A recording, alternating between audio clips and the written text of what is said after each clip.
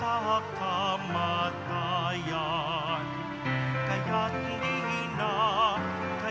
di na mamamatay.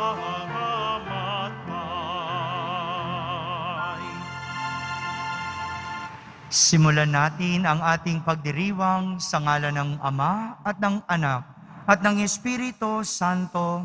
Amen. Ang pagpapala ng ating Panginoong Hesukristo, ang pag-ibig ng Diyos Ama, at ang pakikipagkaisa ng Espiritu Santo, naway sumainyong lahat. At sumayo rin. Mga kapatid, tinipon tayo bilang kaanib ng angka ng Diyos. Kaya dumulog tayo sa mawaing Panginoong nagpapatawad ng lubos. Sinugong tagapagpagaling sa mga nagsisisi, Panginoon, kaawaan mo kami. Panginoon, kaawaan mo kami. Dumating na tagapag-anyayang mga makasalanan ay magsisi. Kristo, kaawaan mo kami. Kristo, kaawaan mo kami. Nakaluklok ka sa kanan ng Diyos Ama para ipamagitan kami. Panginoon, kaawaan mo kami. Panginoon, kaawaan mo kami. Kaawaan tayo na makapangyarihang Diyos, patawarin tayo sa ating mga kasalanan at patnubayan tayo sa buhay na walang hanggan. Amen. Manalangin tayo. Ama naming makapangyarihan, mapasa amin nawa ang kakayahang gumanap na kaloob ng Espiritu Santo upang sundin ang loob mo at magawa namin ang kasiyasiya sa iyo. Sa pamamagitan ni Jesucristo, kasama ng Espiritu Santo, magpa sa walang hanggan. Amen. Magsiupo muna po ang lahat. Pagbasa mula sa mga gawa ng mga apostol. Samantalang nasa Corinto si Apolos, si Pablo naman ay naglagos sa mga dakong bulubundukin ng lalawigan hanggang dumating sa Epeso.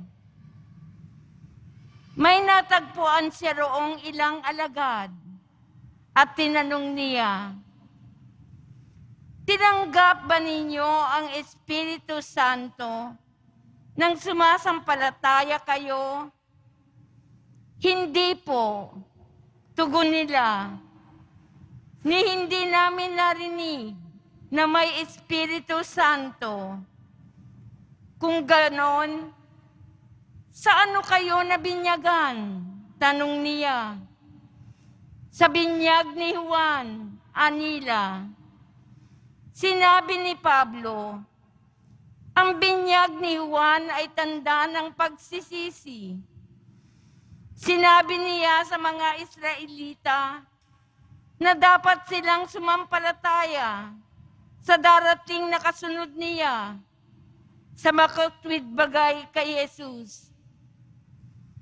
Nang marinig nila ito, sila'y nagpabinyag sa pangalan ng Panginoong Hesukristo. Ipinatong ni Pablo ang kanyang kamay sa kanila.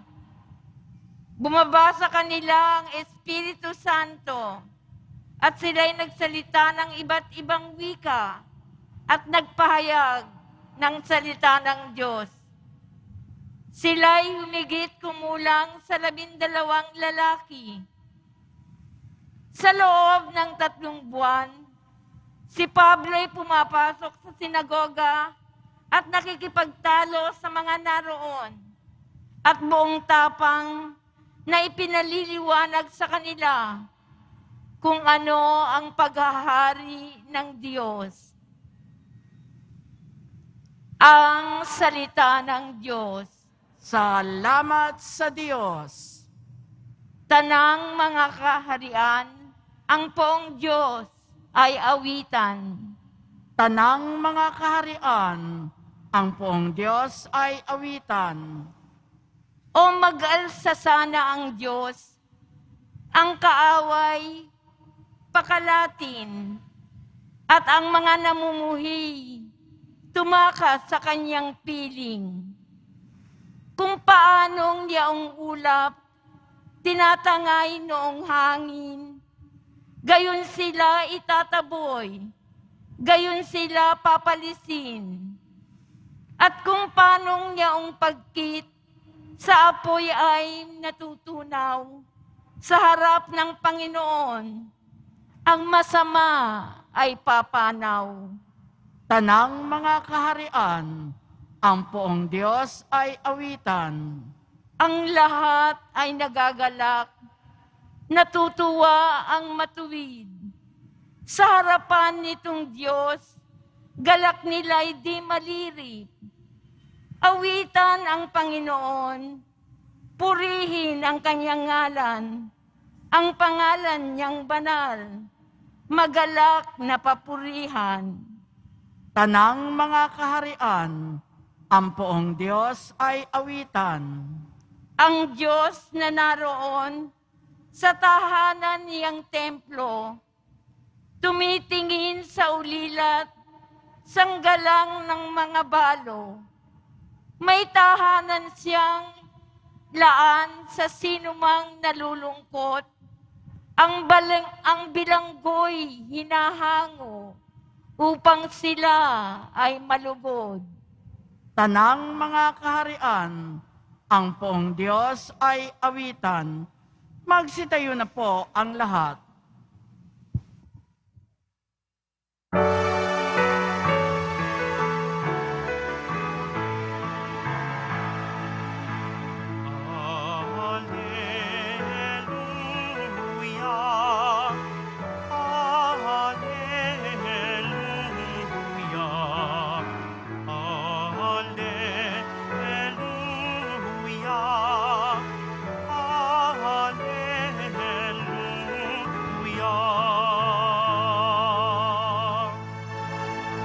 Kayong kay Kristo na buhay ay sa langit nakalaan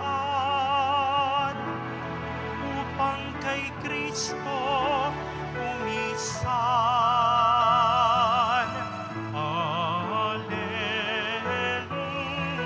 Alleluia,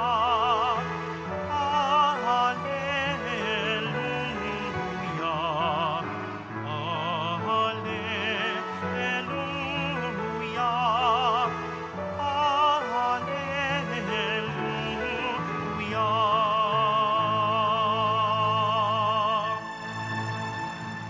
Sumainyo ang Panginoon. At sumayo rin. Ang mabuting balita ng Panginoon ayon kay San Juan. Papuri sa iyo, Panginoon.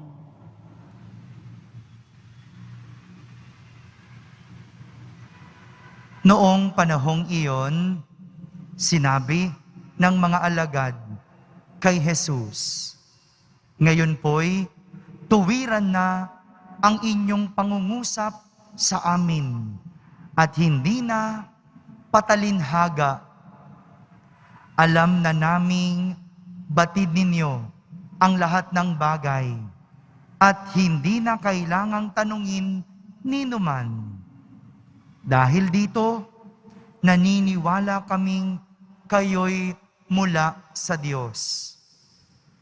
Sumagot si Jesus, "Naniniwala na ba kayo ngayon? Darating ang oras at ngayon na nga na magkakawatak-watak kayo, magkakanya-kanya ng lakad kayo, at iiwan ninyo ako. Gayunmay, hindi ako nag-iisa sapagkat kasama ko ang Ama. Sinabi ko ito sa inyo upang kayo'y magkaroon ng kapayapaan sa pakikipag-isa sa akin. Mayroon kayong kapighatian dito sa sanlibutan, ngunit laksan ninyo ang inyong loob. Napagtagumpayan ko na ang sanlibutan." Mga kapatid, ang mabuting balita ng Panginoon. Pinupuri ka namin, Panginoong Heso Kristo. Magsiupo muna po ang lahat. Hindi matapos-tapos si Jesus sa pagbibigay ng kumpiyansa o kasiguraduhan sa kanyang mga alagad kahit na siya ay babalik sa kanyang ama. Gusto niya sigurado, assured, kumpiyansa, confident ang kanyang mga alagad na iiwanan. Kaya nga dahil dito, sinabi ni Jesus sa kanyang mga alagad, mayroong kapighatian dito sa sanlibutan. Ngunit laksan ninyo ang inyong loob na pagtagumpayan ko ang sanlibutan. Kung babalikan natin yung sinabi at mga salitang iyon ni Jesus, walang pagtatago o walang pagtatakip na realidad ang ipinapakita at ipinapamulat ni Jesus sa kanyang mga alagad. May kapighatian dito sa sanlibutan. Kaya't hindi porket sila'y mga alagad ni Jesus, hindi komo sila'y makadiyos. Walang kapighatian. Hindi po. Mali po iyon. Kaya nga, huwag nating tinatanong ang Diyos kung bakit tayo nagdurusa. Kung bakit nangyayari sa atin ang paghihirap. Huwag nating tinatanong kung bakit tayo nagkakasakit. Bakit tayo nasasaktan? Minsan, kung makapagsalita pa tayo, deboto naman ako, nagsisimba naman ako, sumusunod ako sa Diyos, nagsiserve naman ako. Bakit nangyayari sa akin ito? 'Di ba? Ganyan tayo minsan makapagsalita. Wala na tayong dapat itanong. Kasi malinaw ang sinasabi ni Jesus. Hindi siya nagtago, hindi siya nagtakip ng realidad sa kanyang mga alagad. Mayroong kapighatian dito sa sanlibutan. Kaya huwag kayong magtaka kung bakit kayo naghihirap, kung bakit tayo nasasaktan, kung bakit tayo mayroong problemang pinagdadaanan. Lahat ito, sinabi na ni Jesus.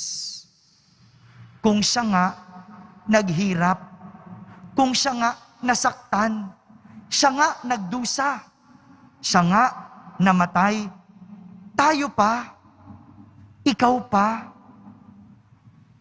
Pero kahit ganito, iniiwanan niya tayo ng isang aral na pwede nating panghawakan.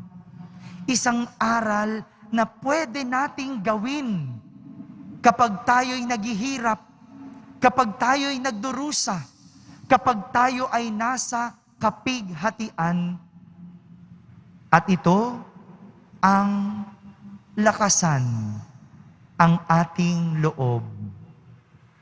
Sabi mo sa sarili mo, lakasan mo ang loob mo. Madalas, kalahati ng sagot sa ating mga dusa ay sa atin din naman nagmumula. Lahat ng ating reklamo at daing, kalahati nito, ang sagot, nasa atin din. At ang sagot, lakasan ang inyong loob. Daing ka ng daing tungkol sa iyong hirap, lakasan mo ang loob mong magtrabaho. Reklamo ka ng reklamo sa iyong sakit. Lakasan mo muna ang loob mong lumaban. Puro ka sumbat kung bakit ka nagdudusa. Lakasan mo muna ang loob mong gumawa ng paraan.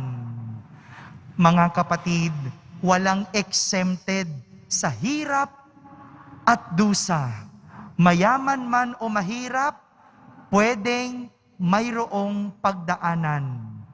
Ngunit magkakatalo lang ang lahat sa lakas ng loob.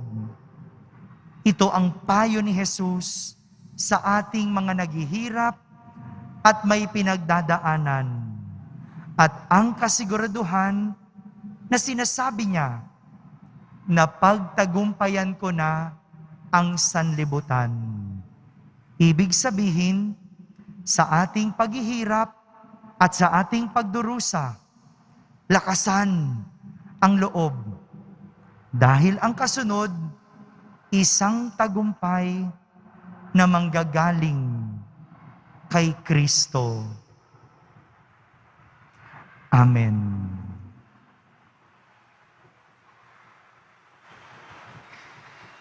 Magsitayo na po ang lahat. Minamahal ko mga kapatid, pagkatapos mapagtagumpayan ni Jesus ang mundo, isinugo niya ang Espiritu upang tulungan tayo sa mga hinaharap nating pagsubok at sa ating misyon na magpatotoo sa Kanya. Manalangin tayo upang pagkalooban tayo ng lakas at hilingin ang Kanyang tulong sa ating mga pangangailangan. Ating sambitin sa bawat panalangin, Panginoon, loobin mong makasalo kami sa iyong tagumpay. Panginoon, loobin mong makasalo kami sa iyong tagumpay. Ang mga inuusig, naway magkaroon ng lakas ng loob na manindigan sa kanilang paniniwala. Manalangin tayo. Panginoon, loobin mong makasalo kami sa iyong tagumpay. Ang mga natutukso, naway mapaglabanan ang kanilang kahinaan sa pamamagitan ng biyaya ng banal na Espiritu. Manalangin tayo. Panginoon, loobin mong makasalo kami sa iyong tagumpay.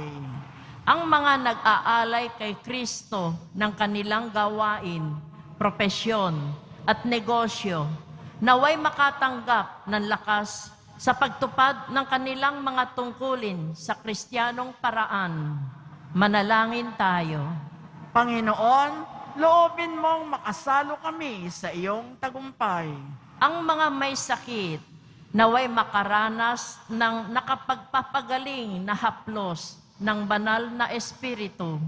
Manalangin tayo. Panginoon, loobin mong makasalo kami sa iyong tagumpay. Ang mga namayapang tapat sa Panginoon, naway magtamasa ng maningning na bukang liwayway ng buhay na walang hanggan. Manalangin tayo. Panginoon, loobin mong makasalo kami sa iyong tagumpay. Sa katahimikan, ating ilapit sa Diyos ang ating mga pansariling kahilingan.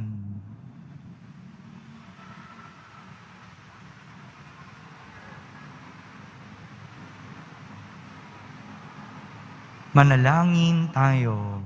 Panginoon, loobin mong makasalo kami sa iyong tagumpay. Makapangyarihang Ama, magagawa mo ang lahat ng bagay. Marapatin mong gamitin namin ang iyong kapangyarihan sa lahat ng aming ginagawa para sa iyong kaluwalhatian. Hinihiling namin ito sa pamamagitan ni Kristo na aming Panginoon. Amen. Magsiupo muna po ang lahat.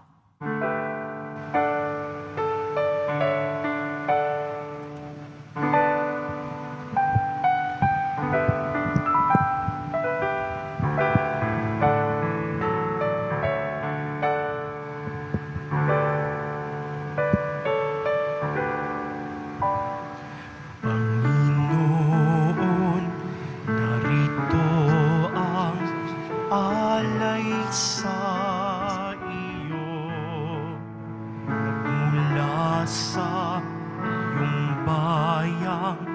masayang nagsalo. Paminsanang mga alay, gawin mong totoo. Itong alak at tinapay, gawing dugo't katawan mo. Panginoon, Panginoon, alay sa iyo. Yung bayang nagpupurit, nagkakaisa sa iyo. Magsitayo na po ang lahat. Manalangin kayo mga kapatid upang ang paghahain natin ay kalugdan ng Diyos amang makapangyarihan.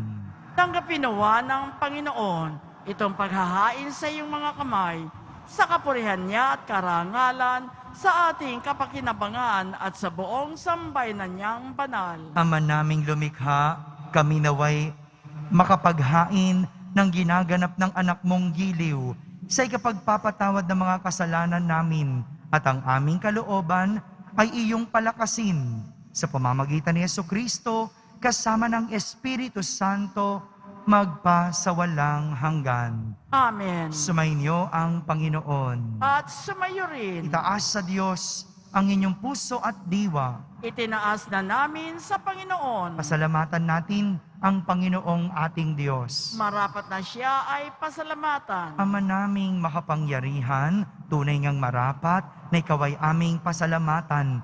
Ngayong ipinagdiriwang ang paghahain ng Mesiyas, ang maamong tupa na tumubos sa aming lahat. Ang katawan ng anak mong sa krus na bayubay ay handog ng pag-ibig na walang kapantay. Ito ang paghahaing ganap mong kinalugdan. Ito ang nilunggati ng dating pag-aalay. Ang buong sarili ng anak mong si Jesus ay inihain sa iyo upang kami matubos. Siya ang dambana at paring naghahandog. Siya pa rin ang tupang handog na ibinukod. Kaya kaysa ng mga anghel na nagsisiawit ng papuri sa iyo nang walang humpay sa kalangitan, kami nagbubunyi sa iyong kadakilaan. Santo, Santo, Santo, Panginoong Diyos ng mga hukbo, napupuno ang langit at lupa ng kadakilaan mo. Hosana sa kaitaasan, pinagpala ang naparirito sa ngalan ng Panginoon. Hosana sa kaitaasan, magsiluhod po ang lahat. Ama naming banal, ikaw ang bukal ng tanang kabanalan. Kaya't sa pamagitan ng iyong Espiritu ay gawin mong banal ang mga kaloob na ito upang para sa amin ay maging katawan at dugo ng aming Panginoong Hesukristo. Bago niya pinagtiisang kusang loob na maging handog, hinawakan niyang tinapay, pinasalamatan kanya, pinaghati-hati niya iyon, iniabot sa kanyang mga lagad at sinabi, "Tanggapin ninyong lahat ito at kanin. Ito ang aking katawan na inihahandog para sa inyo."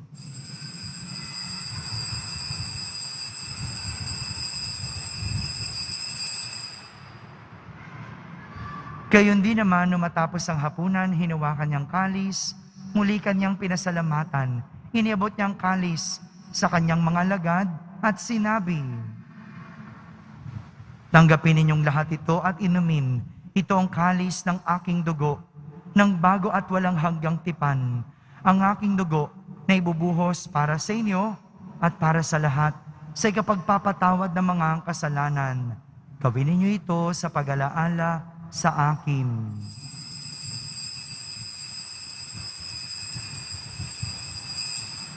Magsitayo na po ang lahat. Ipagbunyi natin ang misteryo ng pananampalataya. Si Kristo'y namatay, si Kristo'y nabuhay, si Kristo'y babalik sa wakas ng panahon. Ama, ginagawa namin ngayon ang pag-alaala sa pagkamatay at muling pagkabuhay ng iyong anak.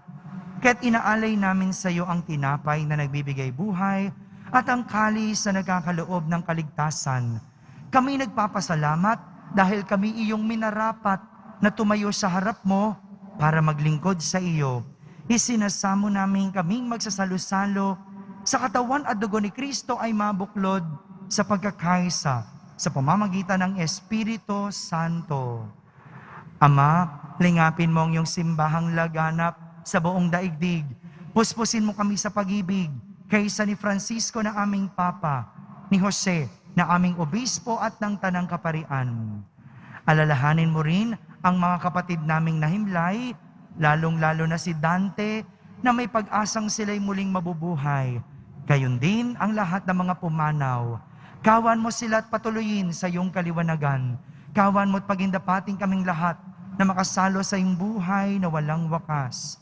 Kaysa na mahal na Birheng Maria, na ina ng Diyos, ng kabiyak ng puso niyang si San Jose, kaysa ng mga apostol at ang lahat ng mga banal na namuhay dito sa daigdig ng kalugod-lugod sa iyo.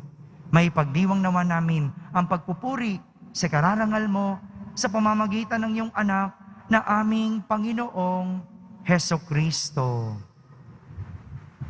Sa pamamagitan ni Kristo, kasama niya at sa Kanya, ang lahat ng parangal at papuri ay sa iyo, Diyos amang makapangyarihan, kasama ng Espiritu Santo, magpasawalang hanggan. Amen.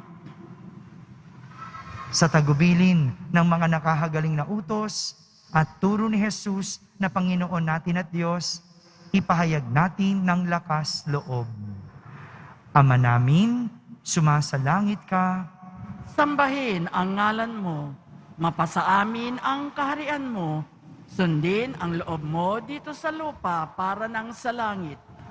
Bigyan mo kami ngayon ng aming kakanin sa araw-araw at patawarin mo kami sa aming mga sala para nang pagpapatawad namin sa nagkakasala sa amin at huwag mo kaming ipahintulot sa tukso at iadya mo kami sa lahat ng masama.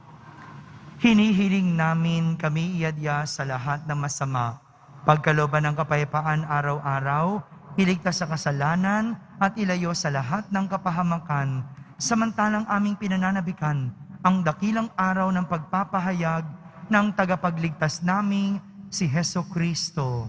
Sapagkat iyo ang kaharian at ang kapangyarihan at ang kapurihan magpakailanman. Amen. Panginoong Hesukristo, sinabi mo sa iyong mga apostol, kapayapaan ang iniiwan ko sa inyo.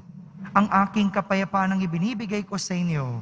Tunghayan mo ang aming pananampalataya at huwag ang aming pagkakasala.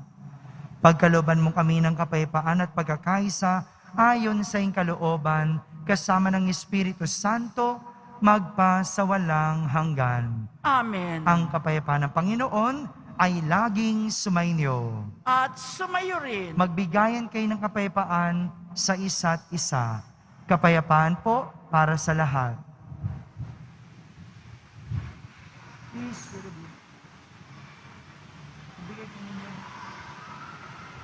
Kordero ng Diyos na nag-aalis ng mga kasalanan ng sanlibutan, maawa ka sa amin.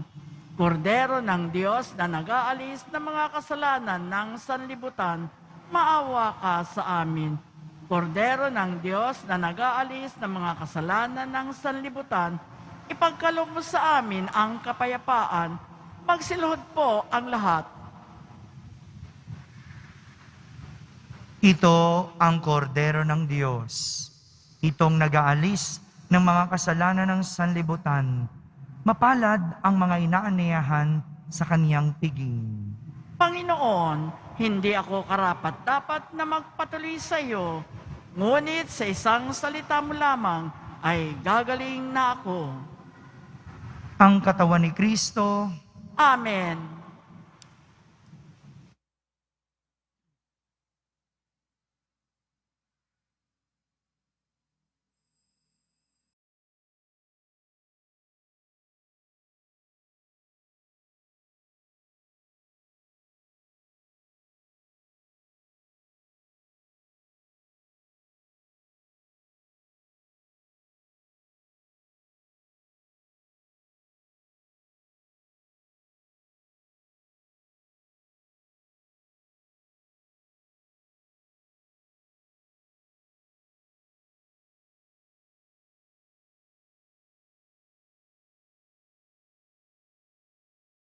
Manalangin tayo.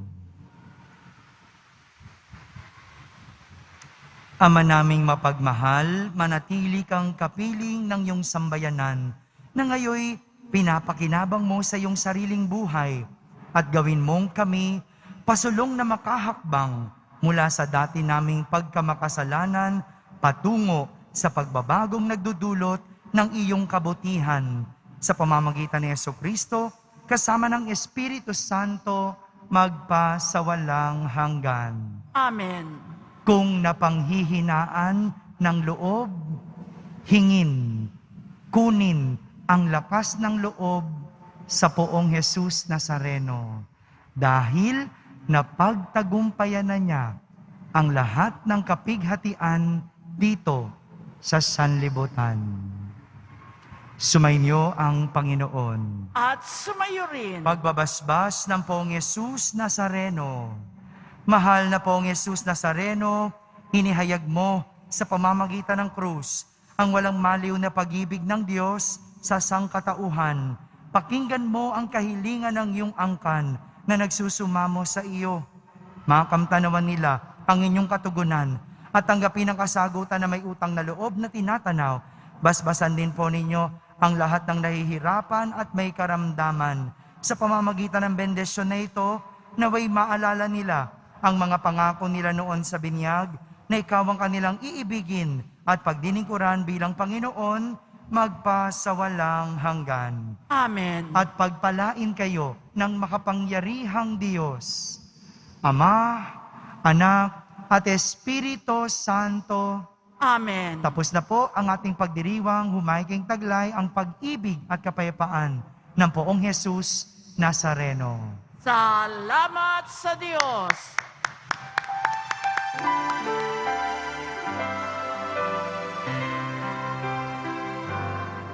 Nuestro Padre Jesus Nazareno, sinasamba ka namin. Pinipintungo ka namin. Aral mo ang aming buhay at kaligtasan. Nuestro Padre Jesus Nazareno, iligtas mo kami sa kasalanan. Ang krus mong kinamatayan ay sagisag ng aming kaligtasan. Nuestro Padre Jesus Nazareno, dinarangal ka na amin. Nuestro Padre Jesus Nazareno, nilulwalhati